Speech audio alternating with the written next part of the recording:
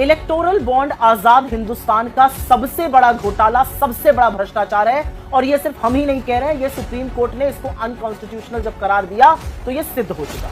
असलियत यह है कि एसबीआई ने जो नाम सामने किए हैं वो एक के बाद एक मोदी सरकार की कलई खोल रही है। अव्वल तो 6 साल के बॉन्ड का पैसा आया, विवरण और ब्यौरा सिर्फ 5 साल का ही दिया गया है। लेकिन जो बात उभर के आ रही है, सिक्के के 2 पहलू इसमें समझ में आ रहे हैं। एक है चंदा दो धंधा लो, लोग भाजपा को भर भर के पैसे दे रहे हैं और फिर वही भारतीय जनता पार्टी की सरकार उन लोगों को तमाम प्रोजेक्ट्स और तमाम योजनाएं दे रही है। दूसरा जो सिक्के का पहलू है वो है छापा वसूली। ईडी, सीबीआई इनकम टैक्स छापा डाल रही हैं और ये कंपनियां भर भर के खूब पैसे दे रही हैं भारतीय जनता पार्टी को। भला सोचिए कि जिस पार्टी की सरकार की एजेंसियां लोगों के खिलाफ जांच कर रही हैं, वो पार्टी खुद उन संदिग्ध, उन दागदार लोगों से, कथित दागदार लोगों से चंदा वसूली कर रही है। तो ये हफ्ता वसूली, ये छापा वसूली की प्रक्रिया बड़ी है। भारतीय जनता पार्टी का पर्दाफाश हो चुका है और 2 तरह की ये कंपनियां जो हैं इसके बारे में चर्चा करना चाहते हैं। पहले उन कंपनियों की बात करते हैं जहां पर ईडी, सीबीआई इनकम टैक्स की कार्रवाई हो रही थी और उसके तुरंत बाद बीजेपी ने इन्हीं कंपनियों से मोटा चंदा ऐंठा, बेसिक तौर पर छापा वसूली की। डीएलएफ 25 जनवरी 2019 को डीएलएफ पर सीबीआई का छापा पड़ता है। 9 अक्टूबर 2019 को डीएलएफ बॉन्ड खरीदता है। ये बॉन्ड किसको गए ये मुझसे बेहतर आप जानते हैं। डीवीज लैब 19 फरवरी 2019 को इनकम टैक्स की रेड होती है। यहां पर 5 जुलाई 2023 को डीवीज लेबोरेटरी बड़े बॉन्ड खरीदता है। नवयुग इंजीनियरिंग, इस कंपनी के बारे में आप जानते हैं। 18 अप्रैल 2019 से लेकर 10 अक्टूबर 2022 तक इन्होंने करीब 90 करोड़ के बॉन्ड खरीदे। ये वही कंपनी है जो उत्तराखंड में सुरंग बना रही थी, जहां पर 41 मजदूर 17 दिन तक फंसे रहे थे। इनकी कोई जांच नहीं हुई। अब आप समझे क्यों। यूनाइटेड फॉस्फोरस 23 जनवरी 2020 यूनाइटेड फॉस्फोरस के यहां इनकम टैक्स का छापा पड़ता है। 15 नवंबर 2022 को वो मोटा बॉन्ड खरीदकर किसी को देते हैं। किसको देते हैं क्या ये मुझे बताना पड़ेगा। आईएफबी एग्रो 25 जून 2020 को आईएफबी एग्रो पर जीएसटी का छापा पड़ता है। 8 अक्टूबर 2021 को वो बड़ा बॉन्ड खरीदते हैं। किसको देते हैं। यशोदा हॉस्पिटल गाजियाबाद का है। 26 दिसंबर 2020 को इनकम टैक्स का छापा पड़ता है। अप्रैल 2021 से लेकर अक्टूबर 2022 तक इन्होंने 162 करोड़ के बॉन्ड खरीदकर एक पॉलिटिकल पार्टी को दिए। Heathrow drugs and Heathrow labs 9 अक्टूबर 2021 पर इनकम टैक्स की रेड हुई। 7 नवंबर 2022 को हीथ्रो ड्रग्स और हीथ्रो लैब्स ने बड़ी मोटी रकम के बॉन्ड खरीदे। हल्दिया इंजीनियरिंग 20 मार्च 2020 को सीबीआई की रेड होती है। 4 अक्टूबर 2021 को ये मोटे बॉन्ड खरीदते हैं। चेन्नई ग्रीनवुड्स, रोचक है ये, जुलाई 2021 को यहां पर इनकम टैक्स की रेड होती है। 5 जनवरी 2022 में ये बॉन्ड खरीदकर बिना दाग के उभर जाते हैं। हीरो मोटो 23 मार्च 2022 को यहां पर इनकम टैक्स की रेड हुई। 7 अक्टूबर 2022 को इन्होंने बॉन्ड खरीद लिया। Future gaming and hotel services, ये बहुत रोचक है। 3 अप्रैल 2022 को फ्यूचर गेमिंग की होटल सर्विसेज की जो कंपनी है 409 करोड़ की संपत्ति ईडी अटैच करती है।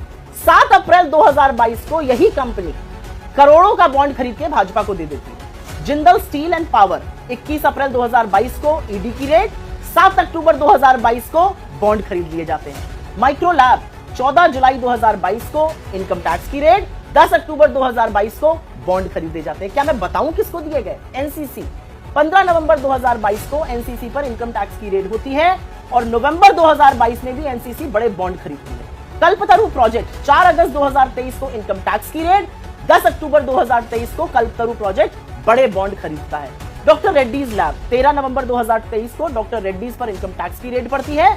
17 नवंबर 2023 को डॉक्टर रेड्डीज बॉन्ड खरीदकर एक पॉलिटिकल पार्टी को देता है। शिरडी साई इलेक्ट्रिकल 19 दिसंबर 2023 को इनके ऊपर इनकम टैक्स की रेड पड़ती है। 11 जनवरी 2024 को ये भी बॉन्ड खरीदकर सुरक्षित हो जाते हैं। और ऑरबिंदो फार्मा 10 नवंबर 2023 में इनके एमडी गिरफ्तार होते हैं। 15 नवंबर 2023 में इनका बॉन्ड खरीदकर दामन साफ हो जाता है। ये फलसफा है। अब उन कंपनियों की बात करते हैं जहां पर चंदा दो धंधा लो शुरू हुआ। मेगा इंजीनियरिंग अप्रैल 2023 में मेगा इंजीनियरिंग ने करोड़ों का चंदा भारतीय जनता पार्टी को दिया, कुछ अनुमान से 1200 करोड़ का। 14,400 करोड़ के प्रोजेक्ट मिले हैं इनको। फिर सीरम इंस्टीट्यूट की बात करते हैं जिन्होंने कोविशील्ड बनाई थी। 18 अगस्त 2022 को एक ही दिन में वो 52 करोड़ का चंदा देते हैं। 22 अगस्त को मोदी जी उनके वहां जाते हैं, मिलते हैं और कोविड वैक्सीन पर उनकी मोनोपोली बनी रहती है। चंदा दो धंधा लो।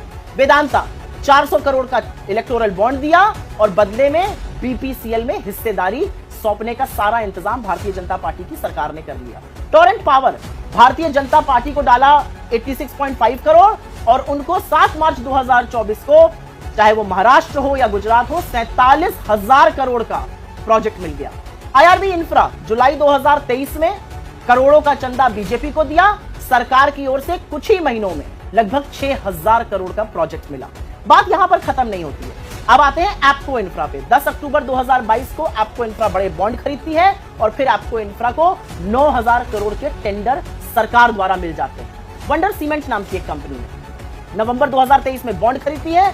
6 जनवरी 2024 को गुजरात में एक नई सीमेंट फैक्ट्री खोलने का ऐलान करती है। ब्राइट स्टार इन्वेस्टमेंट, ये भी बड़ा रोचक है, 6 मई 2019 को बॉन्ड खरीदती है और उसके बाद 2022 में असम की सरकार उनके साथ एमओयू साइन करती है कोई मेडिकल फैसिलिटी को बढ़ाने के लिए। और उसके बाद बात करनी पड़ेगी बड़े बड़े ग्रुप्स की, उसमें से एक मित्तल ग्रुप है, बड़े बॉन्ड दिए।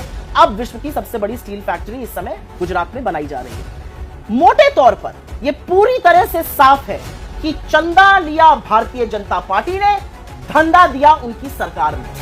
एक्शन लिया गवर्नमेंट की एजेंसीज ने, ईडी, सीबीआई, इनकम टैक्स जैसी एजेंसीज ने।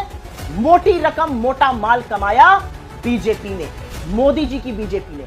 ये भ्रष्टाचार खत्म करने की जो बात कहते थे वो सरासर गलत है, वो झूठ है, क्योंकि आजाद हिंदुस्तान का सबसे बड़ा भ्रष्टाचार खुद नरेंद्र मोदी जी ने रचा है, उसके रचयिता हैं। और इलेक्टोरल बॉन्ड से ये बात पानी की तरह साफ हो चुकी है।